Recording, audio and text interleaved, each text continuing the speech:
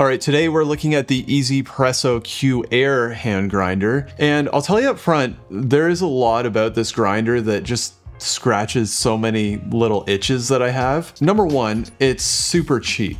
Like if you take the handle off, I swear I've seen my kids run out of Dollar Tree waving around flashlights that look just like this. And normally I'm not like into like that cheap crap kind of tier of coffee equipment, but this isn't really in that tier. The coffee it makes is really good, like criminally good for the cost of this grinder. And when you open up this grinder and take the internals and put it next to the internals of its bigger and more expensive brother, the Q, you'll see that they are actually exactly the same, aside from the plastic cup and the plastic body. So you have this funky little hand grinder, like 70 bucks, and sort of flaunting its cheapness with this like dollar store aesthetic while making these absolutely fantastic cups of coffee. And there's just so many layers to all those dynamics that really it just gets me going and makes it really fun to use. This grinder is not going to be a silver bullet though, and we'll talk about why that is, as well as compare it to a whole pile of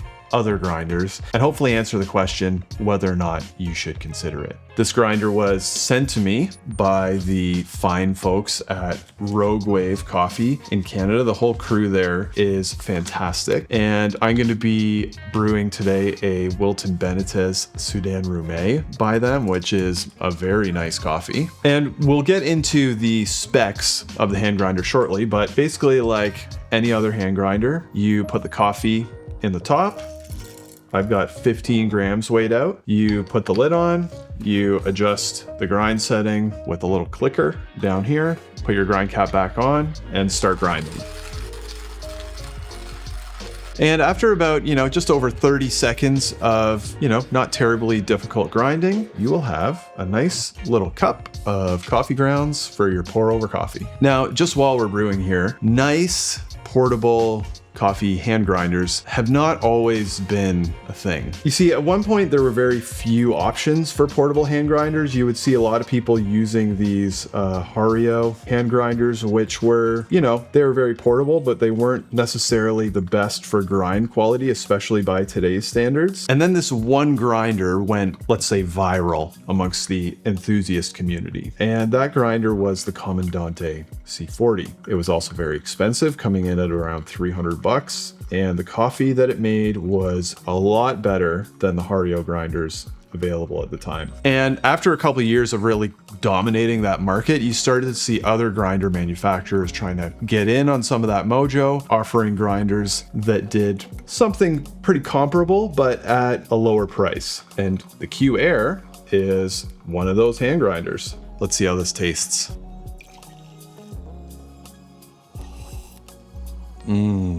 That is a really good cup of coffee. Getting a lot of fruit right off the bat. A lot of mango, cantaloupe, really just hitting very strong. Nice acidity, good sweetness also.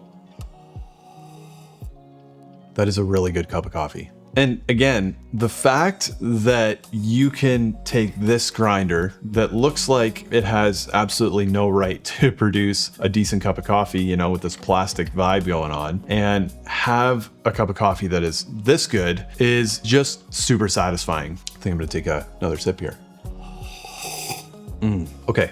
Let's get into some tests. Number one, this is a very small grinder. It's very light, coming in at like just over 350 grams with the handle. And one of the cool things about this is that it can actually fit in the center of an AeroPress. It does stick out a little bit out of the top, but that's something people really like about the Q and the Q Air. But because it's small, the chamber up here that you can put beans in is also a little small. 15, 16 grams, it can fit that pretty comfortably. 20 grams, it's starting to feel pretty full. 25 grams and higher, depending on if you put the handle on halfway or if you have a really dense bean, sometimes you may be able to fit 25 grams in there. Typically, that's kind of getting into the zone where it's a little bit too much to kind of make that work. So if you want to do like 30 gram and above doses, like anything like that, it's going to probably be a little bit small. The burr inside is a 38 millimeter heptagonal burr. That means kind of like a 7-pointed burr. It's actually the same burr as is in the new Q. And the inner burr, that part that you can kind of take out and look at, is just under 30 millimeters. Each click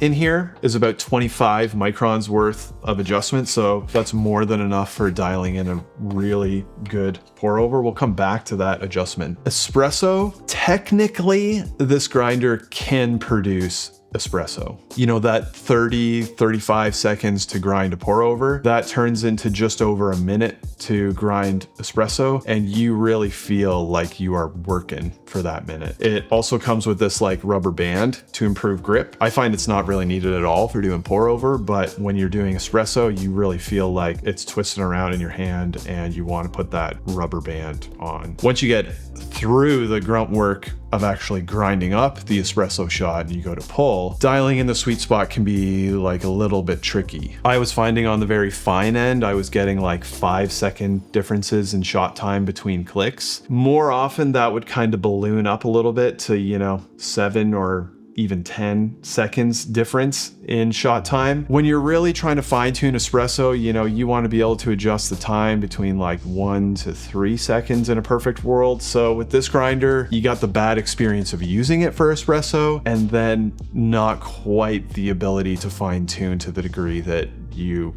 maybe would hope for. So I would say this is a pour over first grinder for sure. Can it do espresso? Technically, yes. And if you can land it in a sweet spot, the flavor is pretty good too, but I would probably steer you in another direction if that is your primary use case. Now for filter though, I mean, I have a ton of filter hand grinders and I would often find myself grabbing and using this just because it kind of feels like you're cheating to grab something that looks and feels like this and crank out an amazing pour over. Now, as far as how it fits into the landscape of all those grinders, the Air and its bigger brother, the Q series, were preceded by another grinder called the 1zpresso Q2. Yes, that one came first, and yes, I know that's confusing. Now, I'm working on getting a Q2. I would love to compare the Q against the Q2 because there were some changes there, but the Q2 actually went viral in its own right because a lot of people used it and they thought, hey, this Q2 grinder from 1zpresso really tastes very comparable to a Comandante C40, and it was closer to $100 as opposed to the,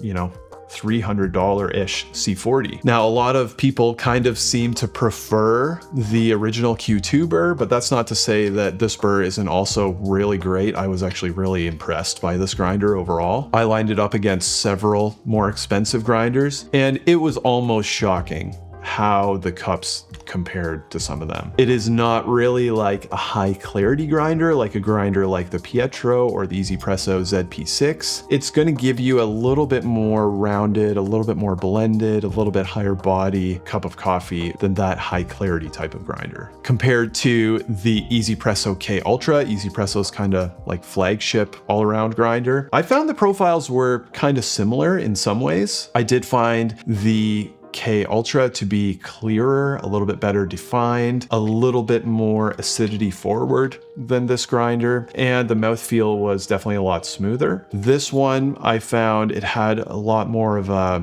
I don't want to say high body, but I will say like a more structured vibe to the flavor profile. Now, compared to the C40, which I also put up against the K Ultra, that grinder is really well known for how well-rounded and how even its profile is. While I found that the flavor of this could kind of punch out a little bit more than the C40 and kind of lean a little bit more to that acidity forward element of the K, I did find that as it kind of cooled down, it didn't really keep the vibrance that it had when it was hot in the same way that the other grinders did. As it cooled, it would kind of start to get a little bit more muted. I actually had really great results going just a little bit coarser than a lot of people recommended and slowing my recipe down down with the way that I was doing my pulse bores, often that would even clear up the profile even just a little bit more. It often as well gets compared to the KINGrider P2. I haven't tested that grinder. I would love to review the entire line actually. So if that's something you want to see, you know, I'm always prioritizing, drop that down in the comments below. And it gets compared to, you know, the Timemore, like C3, all of those as well. Now, compared to either of those, the Air is actually a little bit cheaper because of these plastic bits that it's got on here. Now, this is a fantastic cup of pour over coffee. And the fact that I can even stand it alongside some of those more expensive grinders and say, that's a little more of this, a little less of this, as it's cooling, it's not quite as like the fact that I can even make that comparison almost makes me giddy when I'm using this grinder because of how little it costs. But there are some things that you probably want to consider if you're thinking about picking one up. So let's talk about those. First, low cost, high quality internals. That's fantastic. You still have some plastic pieces on here. And if this ever really drops on tile, asphalt, whatever you're carrying it around, you could break these bits. And if that ever happens, you know, you can't just hop on Amazon and order up a new catch cup for one of these. You're gonna have to get in touch with your distributor and get a new part. I did check with Rogue Wave and they do offer